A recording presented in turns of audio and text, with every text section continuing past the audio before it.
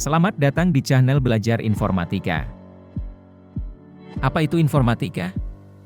Dan mengapa perlu belajar informatika? Informatika adalah sebuah disiplin ilmu yang mencari pemahaman dan mengeksplorasi dunia di sekitar kita, baik natural maupun artifisial.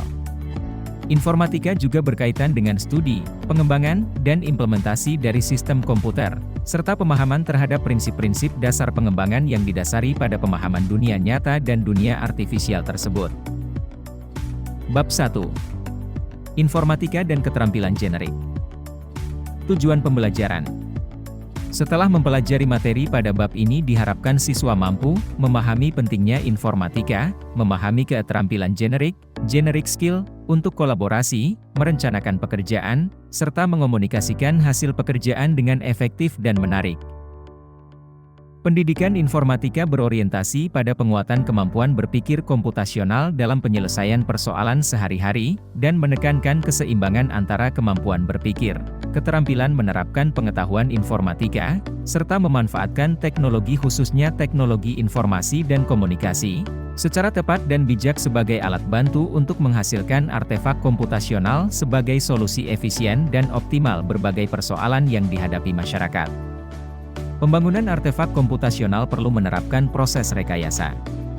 Dengan demikian dapat disimpulkan bahwa pendidikan informatika mengintegrasikan kemampuan berpikir, berpengetahuan, berproses rekayasa, dan memanfaatkan teknologi.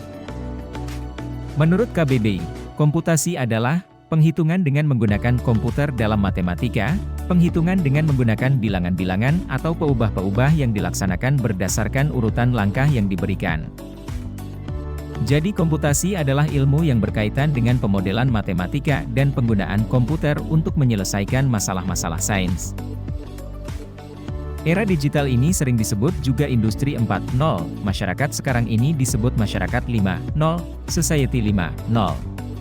Melalui mata pelajaran informatika, diharapkan di masa mendatang, manusia tidak hanya bisa mempergunakan teknologi komputer, tetapi juga tahu kapan teknologi tepat dimanfaatkan untuk menyelesaikan pekerjaan, bahkan juga tahu bagaimana membuat aplikasi teknologi untuk mengatasi berbagai persoalan. Bidang informatika yang akan dipelajari, dikelompokkan menjadi berpikir komputasional, teknologi informasi dan komunikasi, sistem komputer, jaringan komputer dan internet, analisis data, algoritma dan pemrograman, dampak sosial informatika, praktika lintas bidang. Informatika dan profil pelajar Pancasila. Bagi pelajar Indonesia, karakter yang baik ini dirumuskan sebagai profil pelajar Pancasila, yang memiliki ciri-ciri berikut ini. Beriman, bertakwa kepada Tuhan Yang Maha Esa, dan berakhlak mulia, berkebinekaan global, mandiri, bergotong royong, bernalar kritis, kreatif. Teknologi informasi dan komunikasi mencakup teknologi seperti radio, televisi, video, DVD, telepon, sistem satelit, komputer dan jaringan komputer, serta peralatan dan layanan yang berhubungan dengan teknologi ini, seperti video conference dan surat elektronik.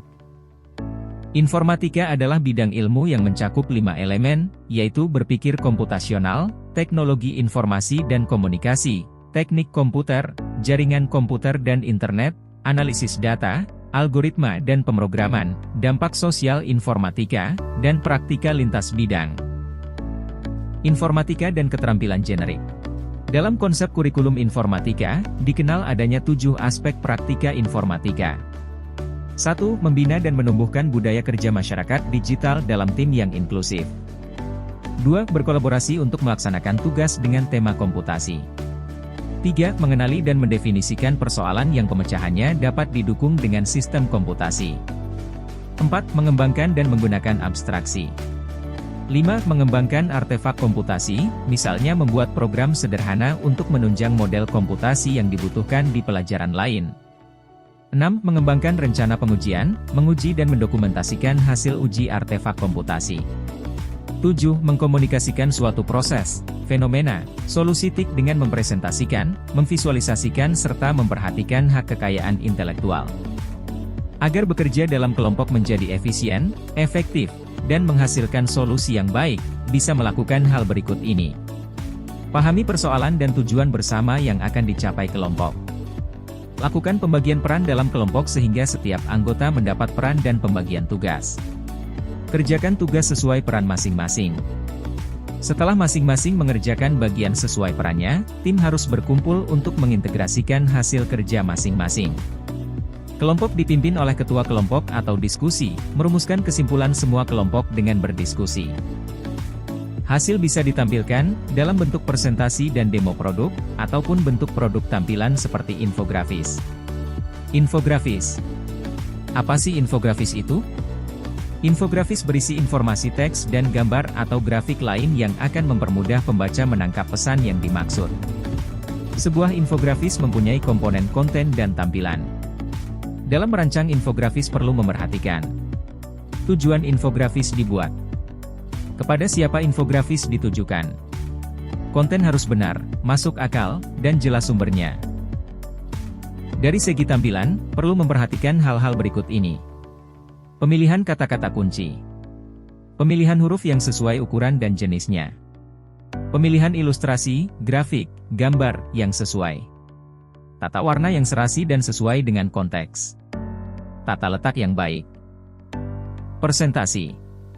Sebuah bahan presentasi yang baik adalah gabungan antara penjelasan murni tekstual dan infografis. Biasanya, bahan presentasi disampaikan dalam ringkasan butir-butir penting dari paparan, oleh sebab itu, perkakas pembuatnya disebut PowerPoint. Kriteria dari sebuah bahan presentasi yang baik ditentukan oleh konten dan tampilannya. Dari segi konten, mengandung bagian penting berikut yang menunjukkan alur logika dari paparan yang mengalir dengan runtut. Ringkasan, latar belakang, paparan utama, penutup, kesimpulan. Ditulis dalam bahasa yang sesuai dan dalam bentuk butir-butir kata kunci serta ringkasan teks. Dari segi tampilan, ukuran huruf cukup besar untuk dapat dilihat oleh penyimaknya. Seimbang antara teks dan gambar ilustrasi. Jumlah lembar yang sesuai dengan waktu yang disampaikan. Hal lain yang perlu diperhatikan ketika akan presentasi. Siapkan bahan presentasi dengan baik dan menarik sesuai waktu yang disediakan. Siapkan alat bantu seperti alat petunjuk, pointers.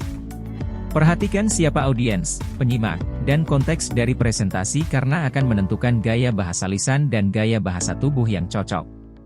Saat menjelaskan produk, konsep harus menggunakan alur logika yang menunjukkan penalaran yang runtut.